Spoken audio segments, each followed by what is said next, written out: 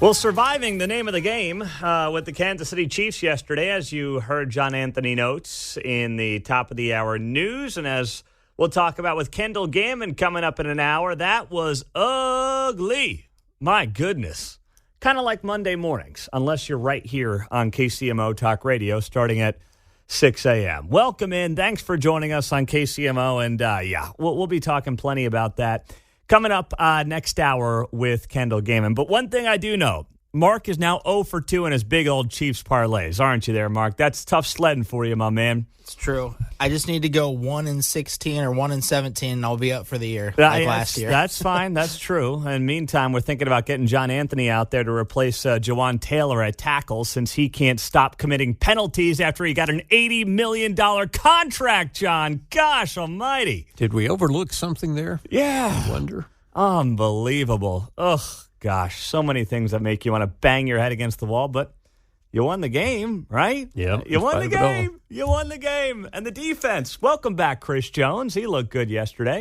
Didn't miss a beat. I think this is the best defense we've had since I was a kid. It's looking pretty darn good. Pretty darn good. So still a lot to talk about, and we'll be doing that with Kendall Gammon 1 hour from now on KCMO Talk Radio. Meantime, we do know that, well, we're still on a strike when it comes to the UAW, the big three. And, of course, we're sitting here following what's happening with GM and Ford and Stellantis and wondering what is next.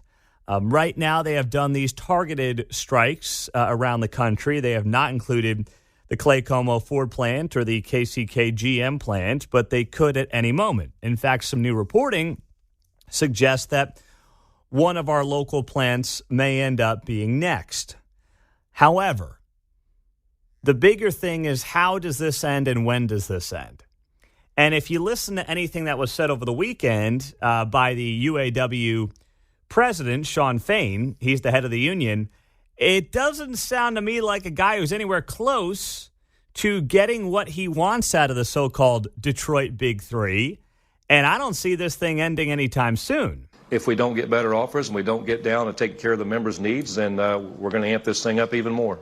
Well, you said progress is slow. Will you order strikes at additional plants this week? Are you preparing for that? We're prepared to do whatever we have to do. So the membership is ready. The membership is fed up. We're fed up with falling behind. It's been decades of falling behind, and especially this past decade in the most wealthiest times in the history of these companies. There is no excuse. These companies have made $250 billion in the last 10 years, $21 billion in the last 6 months alone. And our workers' wages and conditions have went backwards. Okay, that is Shawn Fain, the UAW CEO, the president of the union. He was on CBS's Face the Nation yesterday, and that's part of what he had to say. So, I hear the guy talk, and obviously he's not going to show his hand. He's going to say, hey, we'll do whatever we have to do to get a deal done.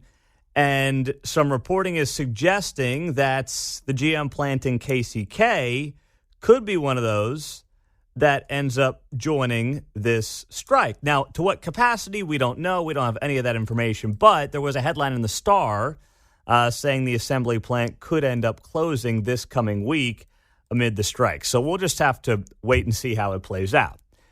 The bigger picture there that Shawn Fain is talking about is he's once again doing what he's been doing for the last few days. And that is saying, hey, these companies made $21 billion over the last few months. The workers, well, they're going backwards.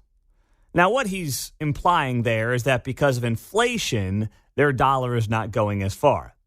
Now, if Shawn Fain wants to have a real conversation about inflation and how we got here, I'm happy to do it. But something tells me that that's really not what he's going for here. Something tells me that the union head honcho is not actually interested in having an economic conversation on why inflation has taken place and who's in large part to blame for that over the last couple of years. I'm sure that's not actually the conversation he wants to have. He just wants to scream billionaires in class warfare right out of the playbook of Grandpa Bernie Sanders. That's what he wants to do. So he's not showing his hand, and he's creating more class warfare.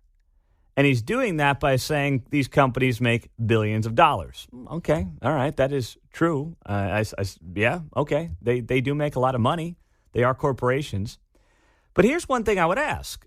And anytime you bring this up to whether it's a UAW person or somebody else, the one thing I would ask is, what if they created an environment that allowed you to share into the profits, i.e. stock options? What if that was one of the benefits, one of the perks that you got from working for a Ford or a GM or a Stellantis? What if that was on the table? Would you take it? I bring this up because anytime you usually bring up that idea, what do you get told?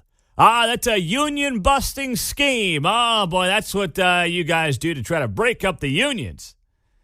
No, I'm suggesting. I mean, that happens in private sectors all over the country, all over the world. You get shares of stock. The better the company does, you make money on that. That happens every day. And by the way, in large part, when you talk about the CEOs of these companies or any publicly traded company, a lot of those big salaries that you see are tied to stock price. Now, of course, an assembly line worker is not going to have the amount of stock options as, say, the CEO. That's not going to be the case, but it gets you involved on the profits, right? If we're sitting here screaming about how the companies are making so much money in profit, well, why not have a share when it comes to, let's say, stock options? For the core worker, for the UAW member, would that be something that was enticing to you if you are one? I know there's many in this audience. You can say no, but something would suggest to me that if it truly is about the company making billions of dollars, which theoretically you should want because it would mean, first off, your job is safe. And then also, if you were tied in with stock options, wouldn't that be a good thing for everybody? For the company, for you, you get to make money when the company makes money. That seems to me to be an option that potentially works for everybody. But anytime you bring something like stock options up, in large part, generally speaking, to people who either run unions or are heavily involved in unions, they scream about union busting. And to me, that's not union busting. That is just putting your money where your mouth is and saying, okay, yes, I want to share in the supposed massive profits of my own company. That seems like a win for me, does it not? Sounds a little foreign to me, Pete. Seems like that's the model Honda had pioneered. Yeah. Many years ago. Well, the unions, they never want to talk about that idea. They just want to talk about hourly pay. Because here's the thing, too, right? If the union gets your hourly pay up, that's more money for the union. If they involve stock options, the union cannot extract, or it's much more difficult to extract that money out of the worker. You see? Whereas if they just get the base pay up, the hourly pay up, they're putting more money into their coffers.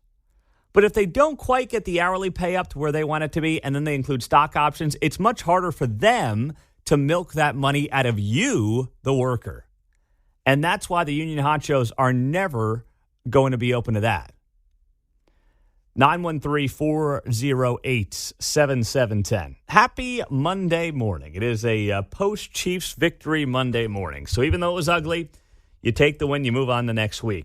Coming up, news that we broke first here on KCMO.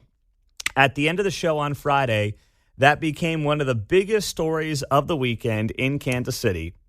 We'll share with you next on KCMO. It was just after 9 o'clock on Friday morning when we broke this news first here on KCMO, and that was that the City of Independence would be filing a lawsuit against Jackson County over the assessment issues. And no other media outlet in town had it until almost 12 o'clock. I saw that Fox 4 and Woke 41 had it at about 11:15 on Friday morning. So we beat them by 2 hours on this story. And that's why you want to be here on KCMO. So Independence is going to sue Jackson County. The city made it official on Friday afternoon. with a statement. They say, in the wake of continuous failures by Jackson County officials to correct their inconsistent and unfair processes related to the assessment of real property values, the Independent City Council has authorized staff to retain legal counsel to initiate a lawsuit against Jackson County.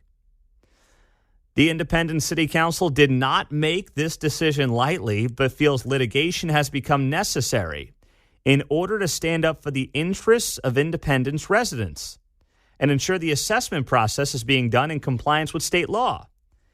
It is the city's hope that this unfortunate but necessary action will finally force Jackson County to do what is right for the city of Independence and its residents.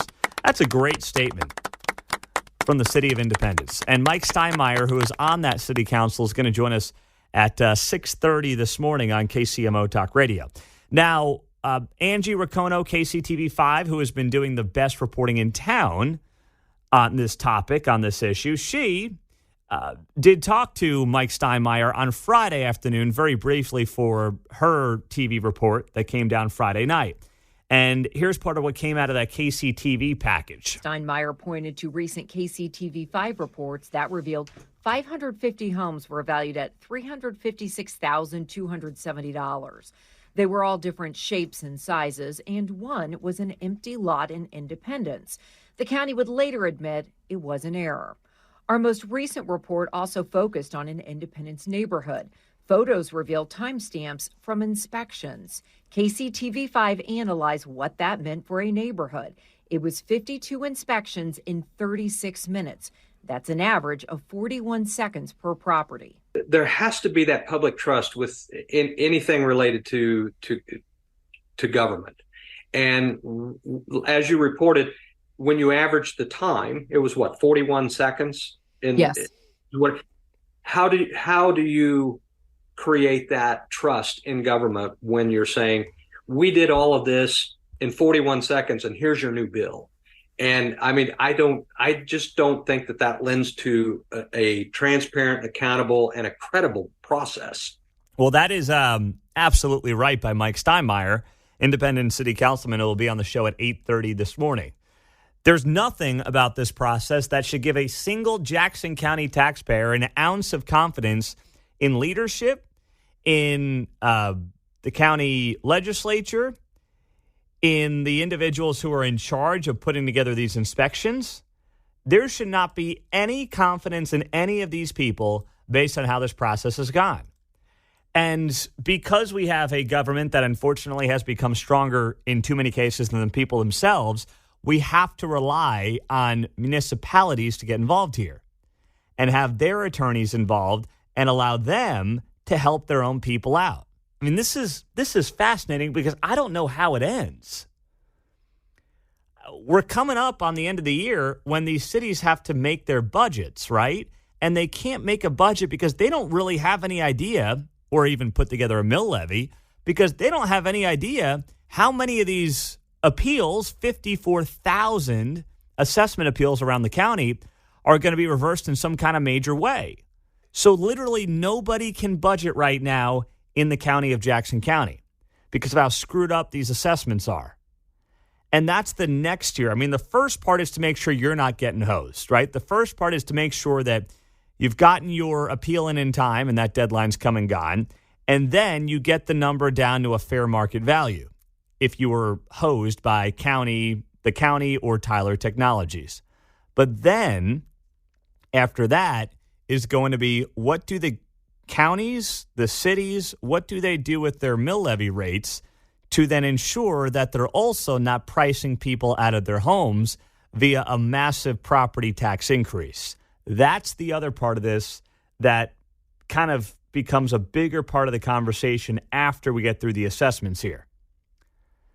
And this ties together, to me, the big problem that is happening right now when it comes to real estate in not just the Kansas City area, but in many major metropolitan parts of the country, especially in the Midwest and the Southeast, that are growing tremendously, that have seen big increases in property values, which Kansas City has.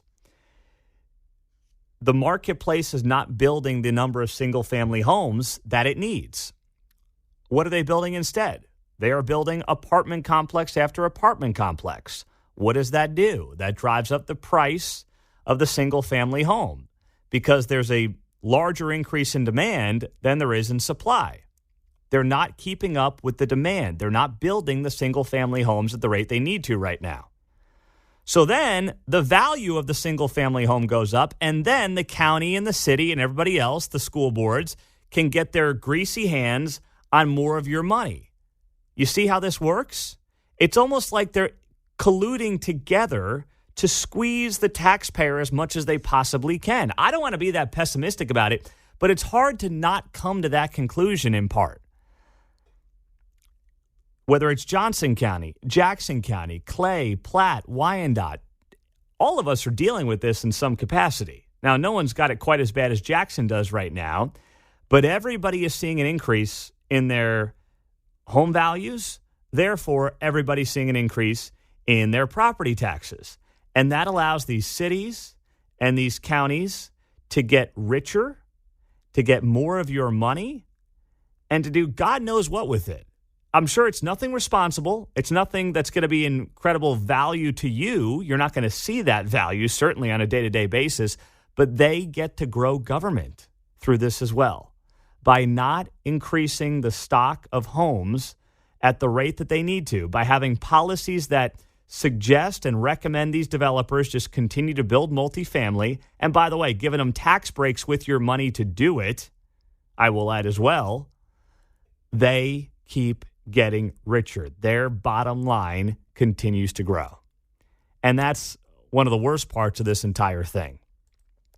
Welcome in. Happy Monday morning. It's great to have you here on KCMO Talk Radio.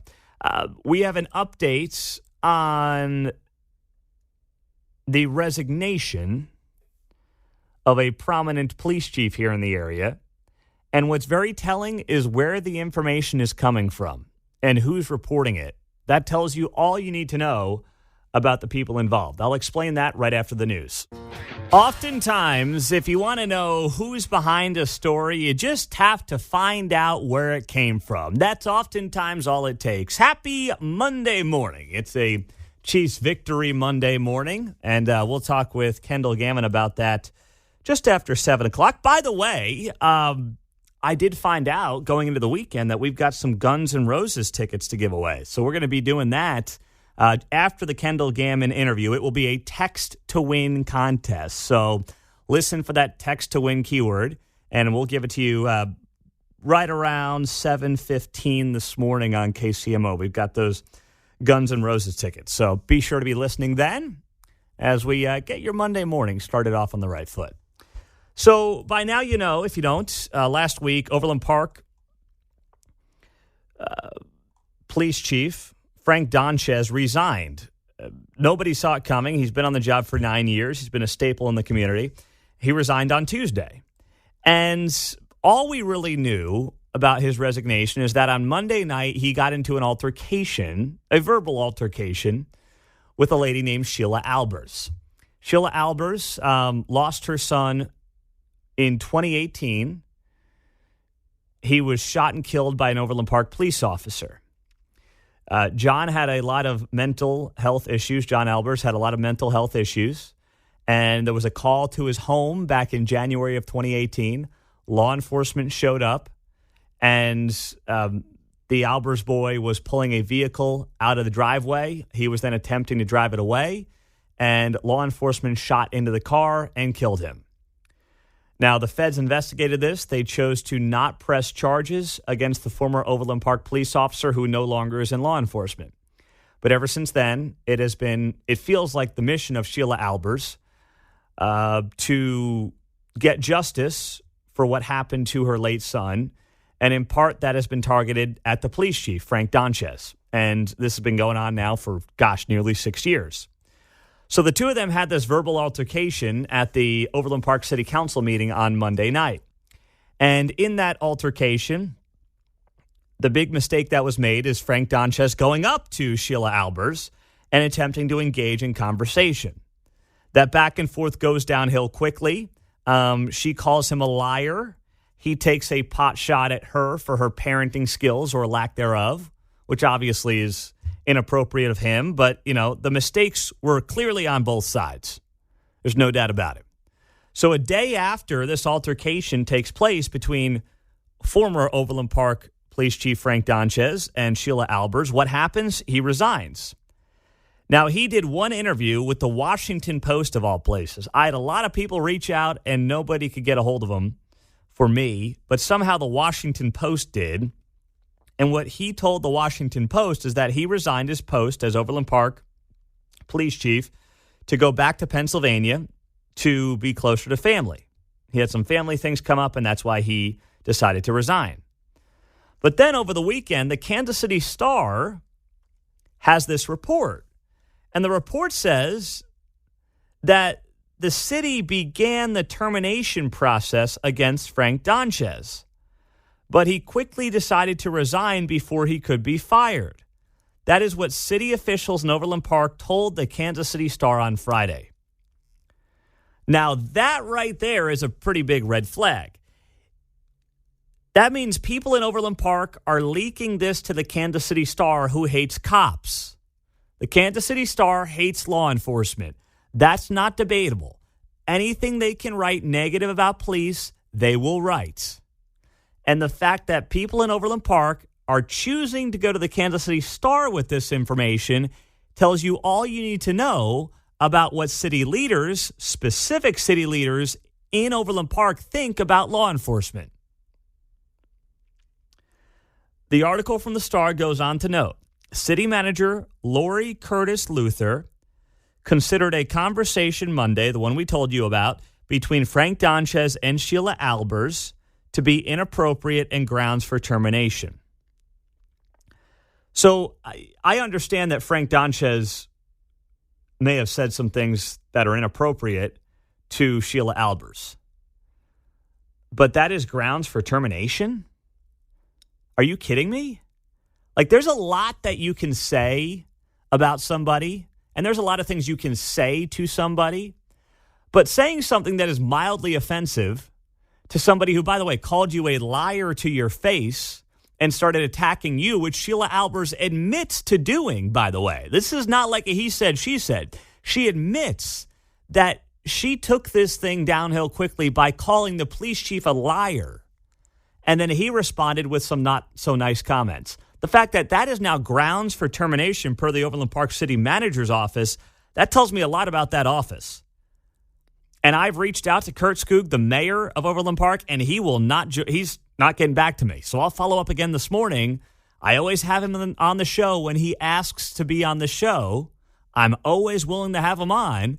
But now when I'd like to have him on, I'm getting nothing but the crickets. I've got nothing to show for it. So here's what Overland Park City Manager Lori Curtis Luther told the Kansas City Star in a statement. And if I'm an Overland Park resident, I don't like this quote from my city manager. She told the Star, quote, basic empathy and progressive policing policies are essential for any police chief in Overland Park. Now, yeah, empathy's great. I think we should all be empathetic, including in law enforcement. But progressive policing policies are essential for any police chief in Overland Park? I'm pretty sure that if you were to poll Overland Park residents, they in part live in Overland Park because they expect criminals to be dealt with properly. They're not interested in progressive policing policies. That's not something that is at all of appeal to them. I mean, I'm asking you right now. You're an Overland Park resident. Do you live in Overland Park because you want your police chief and your police department to have progressive policing policies? All we've seen are progressive policing policies fail miserably over the last 3 years. That's what we've seen. Find me one place in this country where progressive policing policies have been wildly effective and have worked. Okay, I know. No one's going to call because you can't find that place. You can't text in that place because it does not exist. You can't find it. 913-408-7710. So this sounds to me like Frank Donchez was obviously being targeted. There are powerful people in and around Overland Park city government who wanted him gone, and this was going to be their reason. This is what they were going to get him on. A borderline inappropriate exchange with Sheila Albers, whose son had a mental health crisis when he was fatally shot by an Overland Park police officer nearly 6 years ago now. This is what they were going to get him on. And he said, screw it, I'm resigning, and I'm getting out of Dodge. And now it makes sense as to why he doesn't really want to talk to anybody back here in town. And that's a darn shame, but I understand it. And then on top of that, what do you have? You have an Overland Park City Council, or I should say a city manager's office, who's saying progressive policing policies are essential for a police chief in Overland Park. You know who loves that, by the way? You know who loves that line? The criminals love that line. Love it. That quote from the city manager's office should be as concerning as anything in this entire story, especially if you are a resident, a taxpayer in that city. There's been a lot of concerning trends in Overland Park, and this is right up there at the top of the list. Pete, this is on the text line, 913-408-7710. Pete, Donchez was the Rick Smith of Overland Park. Of course, Rick Smith, the former Kansas City, Missouri police chief, who also was the target of a woke city council and a woke media. That is very true on a much more minor scale, but that is very much true. And now what kind of police chief are you going to get in Overland Park? Some soy boy. Let's all sing Kumbaya on the streets and not commit crimes. Oh, that's going to go great. And then you wonder why it's hard to recruit police officers. If it's hard to recruit police officers in Overland Park, by the way, then you know that there's a major problem when it comes to how this job is getting covered by media and what politicians, notably on one side of the aisle, are doing to the profession. 913-408-7710 is how you join us on KCMO Talk Radio. We've got those Guns N' Roses tickets at 7:15 this morning. Kendall Gammon, top of the hour on that Chiefs game yesterday. Maren Morris. You know that name? Well, she had a big announcement about her future in country music. Oh, my goodness. What's country music going to do without Maren Morris? We'll tell you next. I love when things happen to us on the show that then can also be flipped into show content. And that's exactly what happened on Friday night. Mark somehow ends up in a suite. And Mark and I talked about this on Friday before he left for the weekend. I said, Mark, make sure you're on your best behavior. Make sure you dress to impress. Make sure you do the station and the show proud. And don't have one too many pops. Not that I was really ever concerned about any of that, but I had to, at least for my own conscience, I had to say it. That way, in case, the thing went completely sideways, I wouldn't kick myself and say, gosh, dang, you should have talked to him before he left. But, Mark, I know you handled yourself like a complete pro on Saturday or Friday night. Yes, I don't think that I embarrassed the station in any way.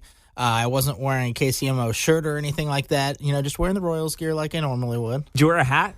I did wear a hat. Oh, you did wear a hat? Yeah, okay. I was not the only one in the suite wearing a hat. Oh, okay. I was going to ask. So you were not the only guy with a hat on in the suite at the Royals game on Friday night? Everybody else was pretty well dressed down. So, okay. One guy was dressed up pretty nicely, but everybody else. Yeah, all right. So you fit right in. Yeah. You fit right in. Okay, good. I am very glad to hear that. I was a little nervous about that, though. I was going to mention the hat thing. Then I'm like, By the way, Mark is kind of at the point where he looks weird without his hat on, doesn't he, John? It's like he doesn't wear a hat. I think something's wrong. Yeah, when he doesn't have a hat on, it's that deal like when somebody has a beard and then they shave. And you're like, what? Yeah, what happened to you? Oh. It just doesn't look right. Like, I envision Mark going to bed at night with a hat on his head.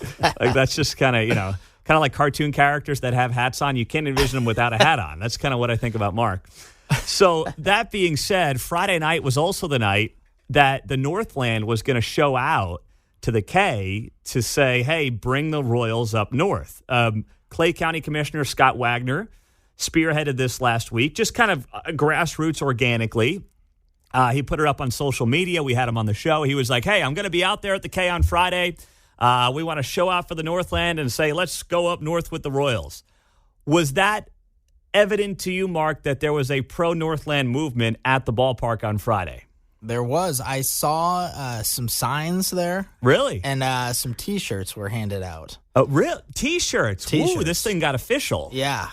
And from what I heard, there probably would have been a larger contingent of people, but there was a Lincoln Days up there. Oh, that's on right. Friday. That's right. Clay County had its Lincoln Days on Friday night. So there probably would have been a larger contingent of people there if there hadn't been the Lincoln Days, but there was still a good amount of people out there. So were they like handing out these T-shirts, or did you see people with the T-shirts on? I saw some people with the T-shirts on, and then I saw some people just kind of walking around with the signs. What did the T-shirts say? Like "Go North Royals" or something? It's let me get it up. I took a picture of it because I didn't want to forget. No, and I'm glad you did forget that. off the top of my head here, but the shirt said, "Let's go KC to Clay County." Oh, okay, all right. So now here's the other question: did the Royals share any of that imagery on the big screen during any of the, between innings fluff that they do? I don't think I saw anything on the big screen. I know you were too busy schmoozing, but Yeah. you didn't see anything too obvious? No. As if the Royals might have tipped their hand on what they were thinking about this whole thing? No, they were kind of being coy about it, I think. Okay. All right. So it was not like, hey, look at these people that are cheering us on to go to Clay County. No. Okay. I did start the hashtag, though, Royals to Clay County. Oh, So look at you. I thought somebody would have had that by now, but I didn't see anybody else had done that yet. Okay, no one. Okay, well, now you're going to get us. We're not going to be able to book any Jackson County guests now that you're starting the hashtag on us here. Sheesh. All right. Well, you had a good time. Most importantly, you got some free food and drink out of it, I'm sure. That's true, and a Royals win. And a Royals win over the Astros, the Very first place surprising. Astros. Yeah, it was the first time the Astros have been here since they won the World Series last year. Wow. Okay. Wow. Look at that. Nice win on a Friday night. Greinke, even though he's 1-15, he pitched well. Couldn't get a win out of it because he only could go 2 innings. But that's all right. They still won. All right. Well, I'm glad you got that suite experience, by the way. And the suites are pretty nice there. Oh, yeah. I mean, the notion of, we need a new stadium for new suites, I never buy that. But, all right, good stuff. So now we just wait. It's September 18th, so that means we've got 12 days till the end of the month. The Royals have said they'll announce where they want to go by the end of the month. So it's either this week or next week. I got to imagine next week is the better play because that will cover up the fact that the season's ending and they're on their way to losing 105, 106 games, whatever the number ends up being. The franchise record for losses is what, 106, I believe. And it's 105. 105. So 106 would break the record. Mm-hmm. And looks like they're going to do it.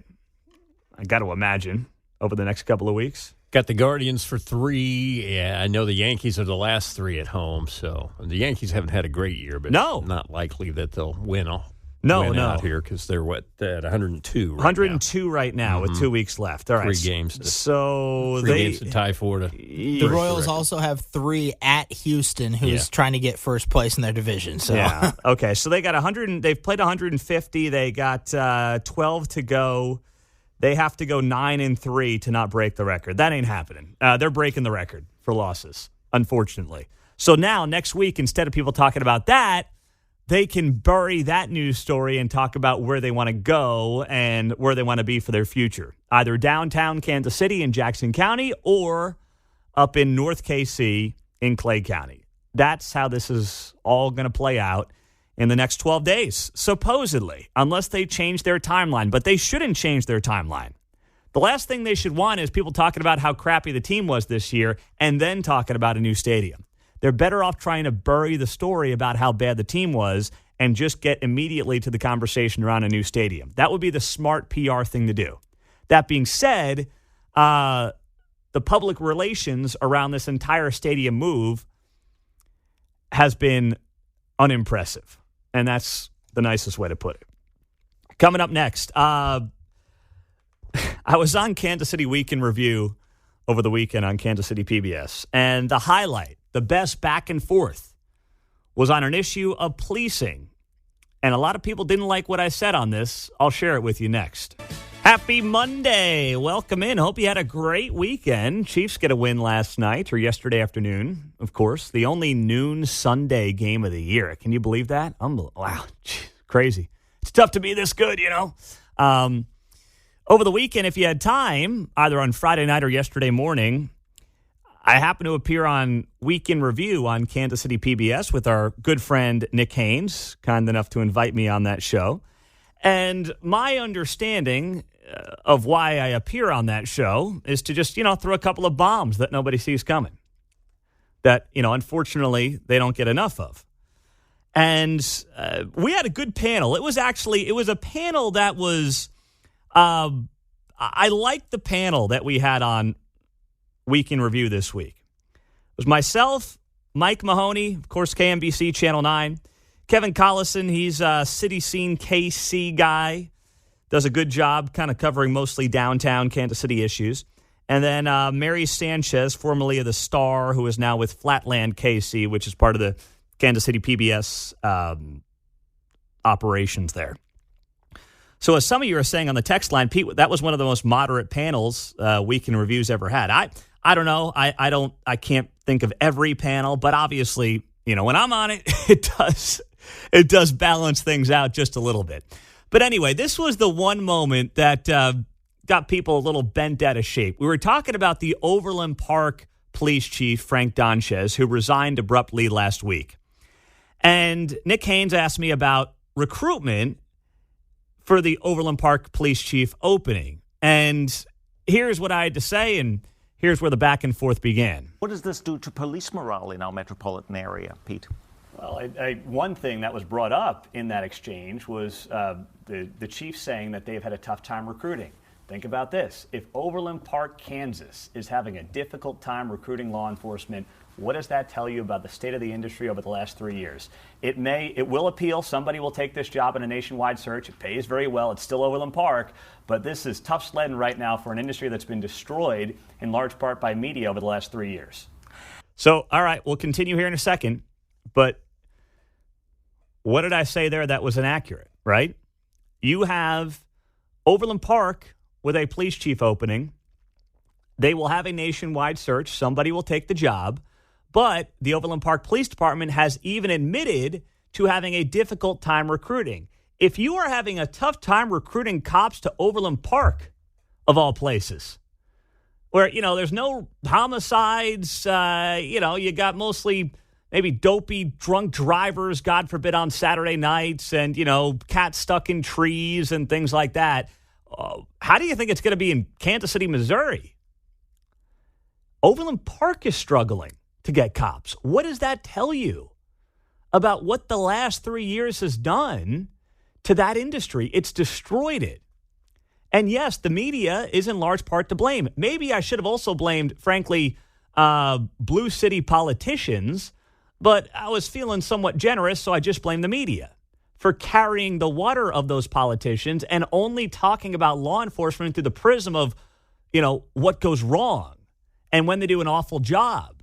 And when one out of the 750,000 cops in this country makes a fatal error, we apply that to the other 749,999. That's what media's been doing in this country for the last 3 years. And then they all sit there and say, just hire cops. What's wrong with you guys? Maybe you're the problem. Look in the mirror for 2 seconds. So I said what I said, and I saw the eyes rolling around the panel. And here's where it went from there. No, I'd love to discuss brand new issues. Okay, Kevin, it was your face. I'm sorry. Your face. He likes to throw the bomb. I'm telling you, I disagree entirely. Why not? It is true. They are struggling. It's harder now. I don't think there's any question that there's a lot of blue flu going on, and that they're having a harder time recruiting people. But I wouldn't blame it on the press for reporting what's going on out there. I mean, that's just too far for me. But I also want to point out, and this gets back to the 9/11 question, in that here we got a situation where civilian people in Overland Park city government can tell a chief, you're just not cutting it anymore, and he's gone. As opposed to a certain major city in our metro where the civilian leadership, a.k.a. the city council and mayor, have no influence in how our police department is run, including the kind of job they're doing to recruit people for both 9/11 callers or responders as well as police officers. Pete, I'm just here to throw the bombs. All That's right. what I do. The bomb has been thrown. There you go. That was the back and forth on Week in Review on Friday night and Sunday morning. Now, Kevin's a good guy. We shook hands after the fact. We enjoyed our back and forth. But, I completely stand by the comment. He said there that, it's not the media's fault that they're just reporting what's going on out there. No. The media, and I say this broadly, has spent the last 3 years picking and choosing stories involving law enforcement that make them look evil, that make them look like the bad guys. That's what they have chosen to do.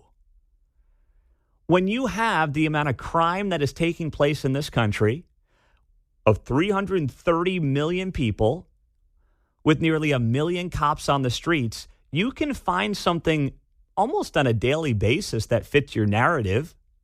But when you then extrapolate that and apply that to law enforcement across the country, and you kill morale, as they have, and then you create this perfect storm where the media in many major American cities is doing the bidding of these blue city politicians, you destroy morale for law enforcement, and then you have guys retiring at a higher clip.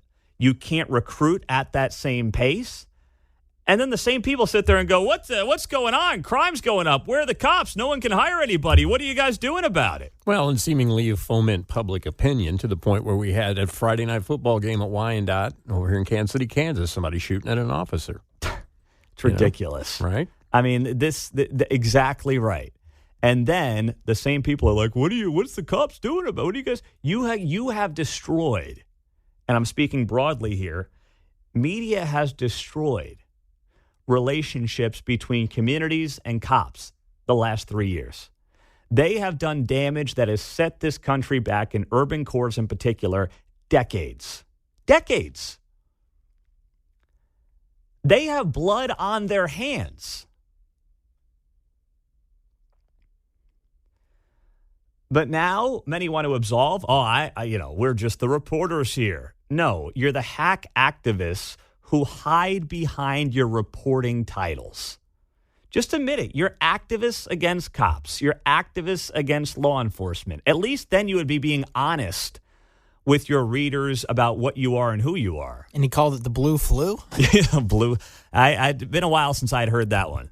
Yeah, blue flu, that has been pushed and supported by a media establishment that has gone after law enforcement since George Floyd was murdered. That's what's happened. And what you haven't seen is enough reporting, whether it's in Kansas City or anywhere else in the country, on cities who have failed horribly on attempting these progressive police tactics, and how bad it's been for the cities, and how these cities have seen, increasing numbers in homicides. They haven't done nearly enough on that. 913-408-7710. 7:42 on a Monday morning. Welcome in. Thanks for joining us. The good, the bad, and the ugly is right around the corner. Let's get to John. He's an Independence. Hey, John, what's up? Hey, how you doing? I totally agree with you, and it makes me think I need to turn my radio down. The Rolling Stones song, Sympathy for the Devil, where they say every cop is a criminal and all the sinners saints. And it just seems to me like this has been going on since Ferguson, and it's just, man, I can't imagine a harder job made harder by all of this, You're constant drumbeat against the cops. Ferguson obviously was the beginning of all this. John, well said. You're right. And then Obama threw gasoline on the fire. The media carried that water. And then obviously it really went on steroids with George Floyd. And we've seen nothing but a decrease in law enforcement numbers, morale, and everything. And then the same people wonder what the heck's going on. 913-408-7710. Steve in Roland Park. What's up, Steve? I'm just saying, I can't remember the last time the Kansas City Star had a positive article about police. Yeah. Well, I think it's in their contract, Steve, that they're not allowed to write anything positive about law enforcement. I'm pretty sure that's contingent on taking a job there. It is in activism. Yeah. I think they require you to have been an activist in something. Mm-hmm. Yeah, well, activists and hating cops, Yeah, there you go. That's it's when you apply, it's in the fine print. Tell you what, this guy's a piece of work. This guy, Shawn Fain, the UAW president, who is, of course, leading the way on the targeted strikes for the big three Detroit automakers, which is having an impact, or I guess could soon have an impact here locally in the Kansas City area. First off, you could have strikes at either of our area plants whenever the union calls for it. But we also know that with the Wentzville, Missouri plant not working right now on strike, that could have an impact on the jobs here over in Wyandotte County. Because the Wentzville plant provides stamped parts to the Fairfax plant. So we don't know exactly how this is going to work out. No one does right now. But just know the union is playing with its own members' jobs, despite the fact that they've gotten a 20% pay offer on the table. 20% pay raises on the table from Ford, GM, and Stellantis, of course, formerly Chrysler, and they're not budging. As far as we can tell, they're not budging. And the talking points have been out in full force over the weekend. These companies make billions of dollars. The CEO makes $30 million a year, Mary Barra for GM. You've heard that time and time again. So this was a great interview, and it didn't get a lot of attention because it doesn't make the UAW president out to be a fair negotiator or, frankly, an honest individual. But Shawn Fain sat down with CNBC late last week, and he was asked a very obvious question. You guys talk a lot about how the CEO makes all this money, right? That's been a hot talking point the last few days. Look at how much money the CEO makes. Okay, well, CNBC is pretty woke, but this is a good job by them. On their morning show, the Squawk Box show, late last week, Shawn Fain was asked, hey, what if the CEO gave back some of their pay? What if they didn't make $30 million a year? Right? That's a good question. You guys keep complaining about it. Here's how that went. I understand your argument that the CEOs are making much more money and that's not fair that the rest of you aren't. Would you be satisfied if they gave back some of those raises and then say, therefore, we would take a smaller pay increase? Not at all, because that's just a shell game. I mean, our workers, let me. Gotcha. See, you're full of crap, pal. They use the talking point of how much money the CEO makes, right, for why they're striking. And then when asked the question, hey, what if the CEO gave back some of their pay? Would you accept a 20% pay raise, which is what's on the table right now? The CEO, instead of making $30 million, let's say the CEO makes $15 million. And you guys get a 20% increase. Is that okay? Because one of your big talking points has been the CEO's making too much money. And what does he say? Nope, doesn't matter. So then why are you using the talking point? Oh, because it's convenient to appeal to the lowest common denominator.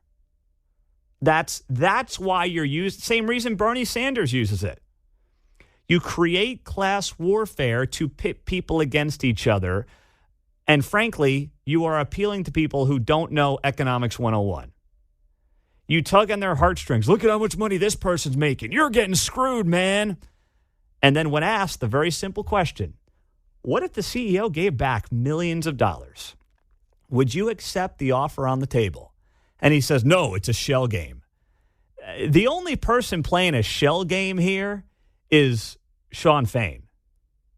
He is appealing to the lowest common denominator, not just of his own union, but of the American public, trying to gain sympathy from them. Let me explain this, I guess, to be as clear as I can about this. Our wages have went backwards since 2007, 16 years ago.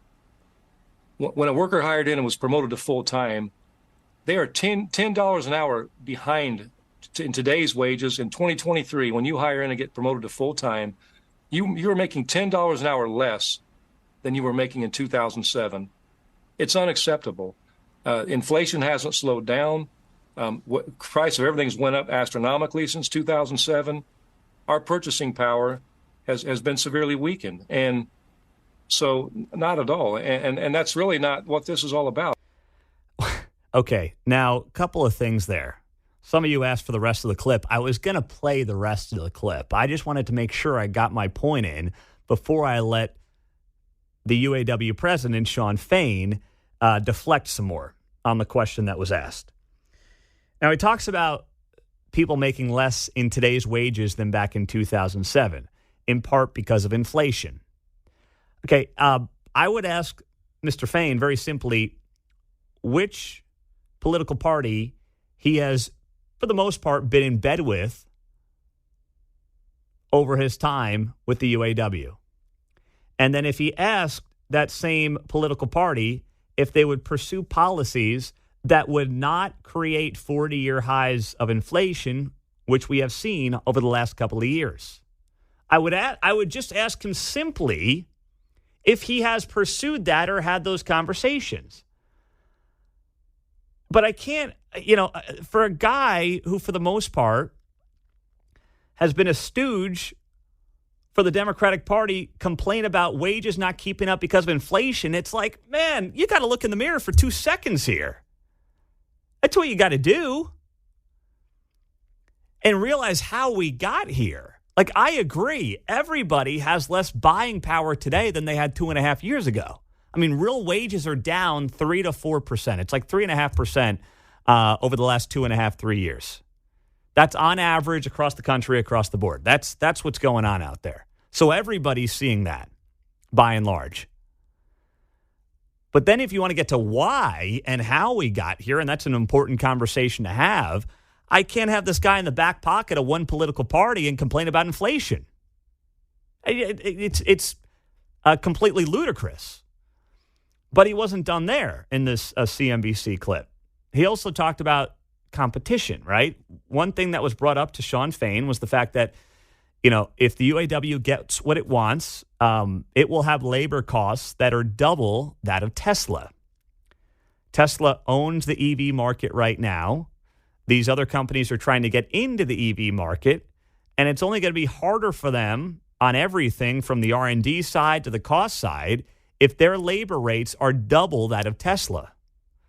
And here's how Shawn Fain handled that. Elon Musk at this point is actually trying to cut costs. He's already got a huge competitive advantage at Tesla in terms of making the EVs. And you know what the sales of the big three EVs are right now. So we're just talking about relative, whether you're going to be able to compete on a relative basis with a lean and mean Tesla when you're asking for a 40% increase in wages. It just doesn't.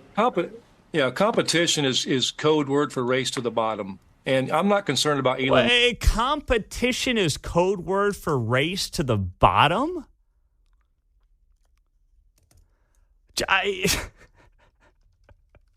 You got to be kidding me. Competition is race to the bottom? Jeez, I mean, even Karl Marx is like, whoa, buddy, that's quite a talking point there. Holy cow. You just heard that from the UAW president. Competition is a race to the bottom. That is as anti-American a statement as you can make. Even Bernie Sanders is like, oh, pump the brakes there, big guy. Hey, are you kidding me? Musk building more rocket ships so he can fly into outer space and stuff. Our concern is working class people need their share of economic justice in this world. And, people want to talk about class warfare and say this is class warfare. Class warfare has been going on in this country for the last 40 years. And the billionaire class has been walking away with everything while the working class has been scraping to get by paycheck to paycheck. And it's time that changes. The EV transition, billions, hundreds of billions of our taxpayer dollars are helping fund this transition. And labor cannot be left behind. Workers deserve their share of equity in this economy. Wow, got a lot in there. Fair share, equity. He checked off a lot of boxes. 913-408-7710. That is UAW President Shawn Fain on CNBC late last week. He mentions the working class scraping by.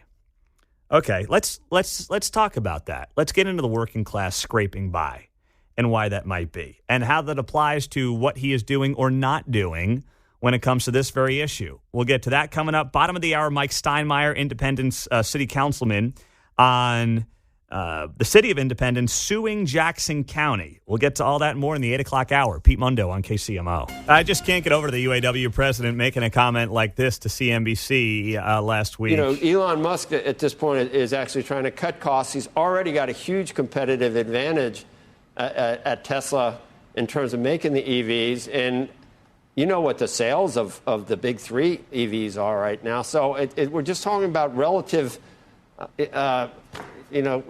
whether you're going to be able to compete on a relative basis with a lean and mean Tesla when you're asking for a 40% increase in wages. It just doesn't.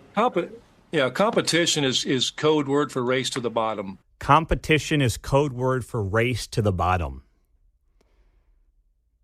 That is, right out of the Communist Manifesto is what that is. Competition is a race to the bottom. Competition makes you better at your job. Competition makes you sharper. Competition makes sure you're meeting the needs of the customers. Competition makes you innovative. Competition keeps you on your toes.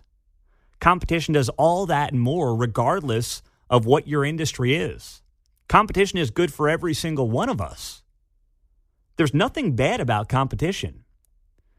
Unless, of course, you're a union president and you're trying this emotional shakedown of automakers who have offered 20% raises and you're demanding 40. And by the way, 32-hour work weeks for 40-hour pay. That's it. Now, for the working class, how did the working class, as he notes, get hosed over the last few decades?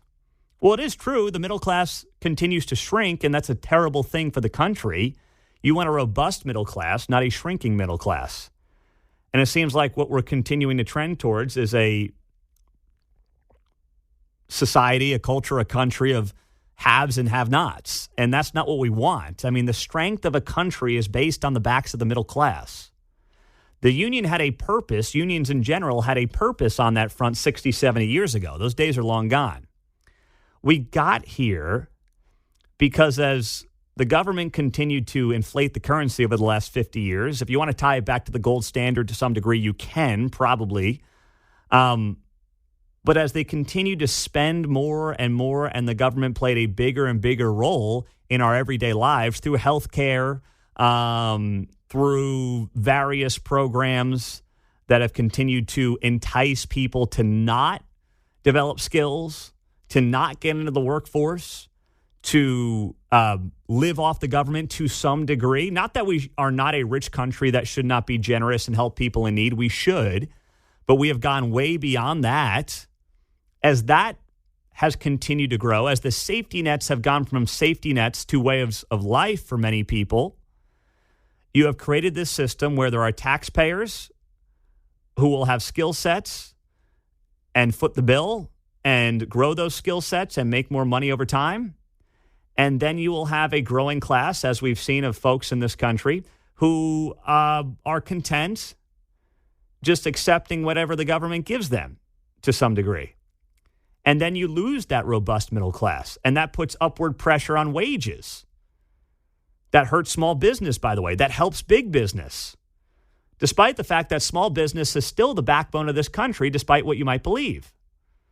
So all of these things weave together, and when Shawn Fain talks about supporting the working class, he is not doing that. You know what the working class cannot do today that they could do a generation ago?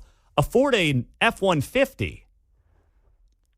They can't. These F-150s now are costing you what, $65,000 for a base level? Nothing about that is competitive by any stretch of the imagination, and that's only going to get worse. 913-408-7710. Let's start with John in Kansas City. John, what's up? Hey, Pete, I'd kind of like to know what that union president earns in relations to what his employees earn, and if his employees think that they're getting an equitable share of the union dues that the auto workers are paying. Well, I did. I was curious, too. I looked that up. Sean Fain is making about $212,000 a year, and his workers are not making $212,000 a year. So I do find it interesting. The class warfare talking point only works with those making more than you when you use it. Yeah, it's kind of like Bernie Sanders wanting to go after millionaires and billionaires until he became a millionaire. Now all he cares about are the billionaires. Yeah, that is well done there, John. It's so true as well. Bernie was all about the millionaires and billionaires until he got 3 homes. Meantime, the guy was, worthless in the private sector until he started leeching off the taxpayer back in Vermont in the 80s. And now he goes after the billionaires. John's in Kansas City. Hey, John, you're on KCMO. Hey, can you hear me okay? I hear you well. John, what's happening? Hey, I was just curious. So this union president, there were 2 points you brought up that I was interested in. Wouldn't you think if rates rose, then it would bring in more people that were interested, in doing these jobs, and it would maybe increase maybe that class a little bit higher. If he was to raise wages, then maybe people would be more interested in doing this labor.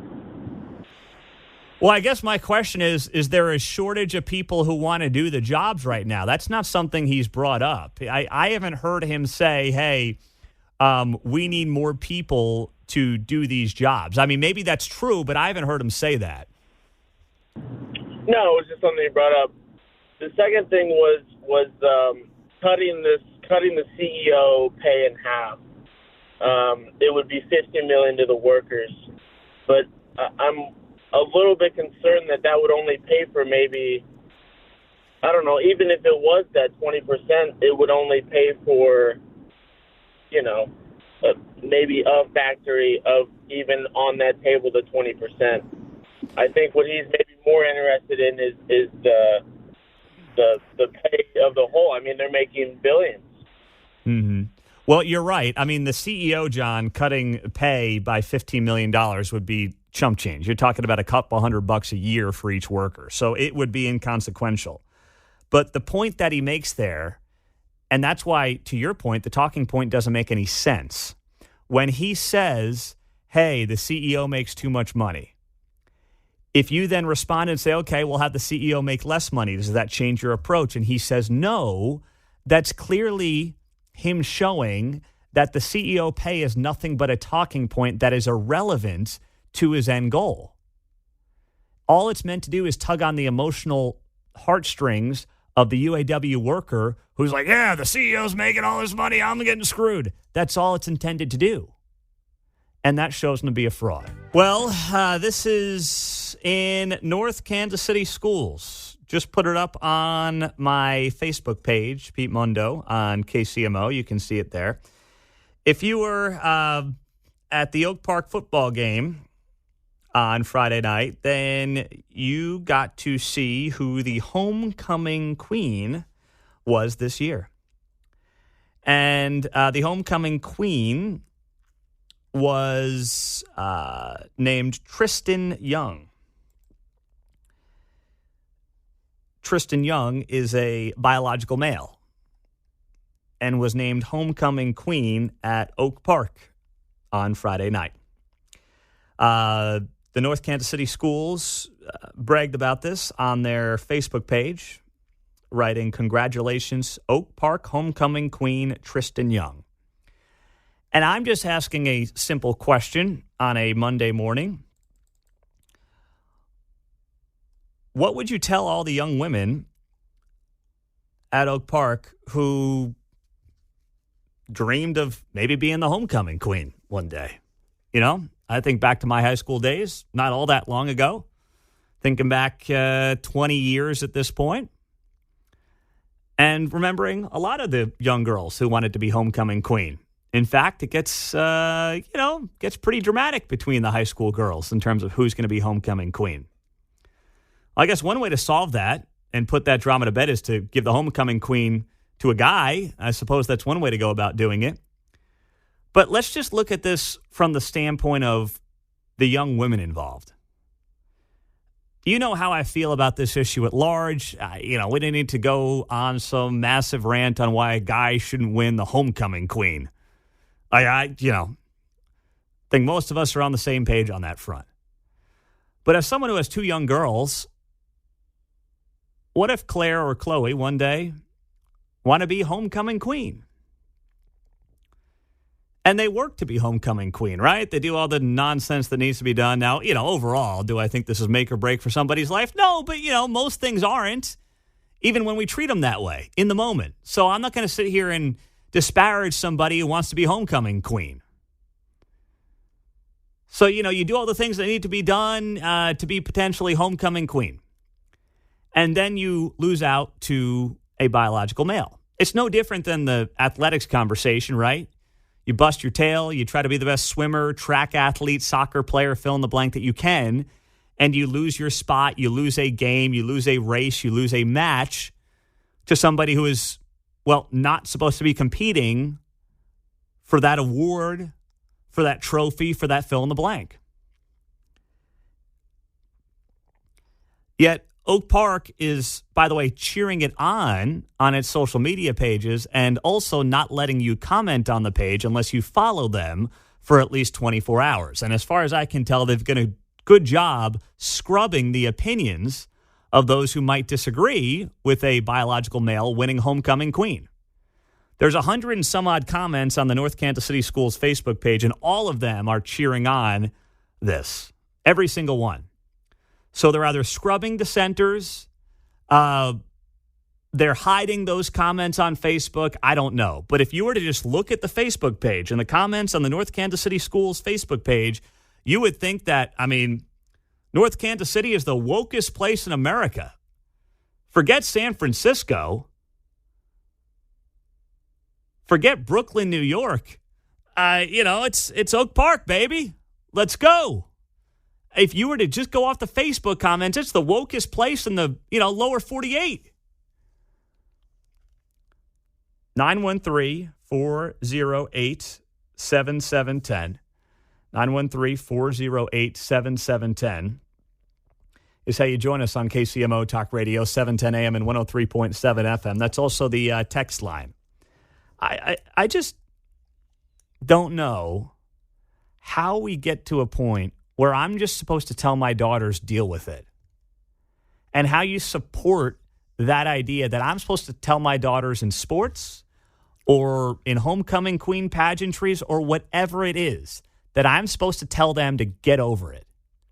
You can lose to a guy, and not only can you lose to a guy on what is an event geared towards women, you have to accept it and you have to cheer it on. And if you don't cheer it on, people will try to ruin you and ruin your life and call you every name in the book.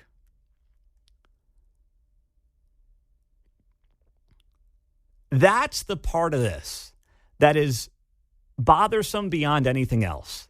That even if you accepted it just to some degree, which I don't, but even if you did to some degree, that wouldn't be good enough for some people. You would then have to carry the banner, wave the flag. You'd have to do all of that. And until you did that and you were deemed sufficiently accepting of the individual, only then would you not be at risk of being called a bigot, a transphobe, whatever. Fill in the blank. 913-408-7710. That is also the text line. If you want to see it, because some of you are going to think I'm messing with you here. I put it up on Facebook, Pete Mundo on KCMO Talk Radio. You can see it there and check it out for yourself, and then we can continue the conversation with you right after 9 o'clock. Pete Mundo, 8:57 on a Monday morning on KCMO Talk Radio, 710 AM and 103.7 FM.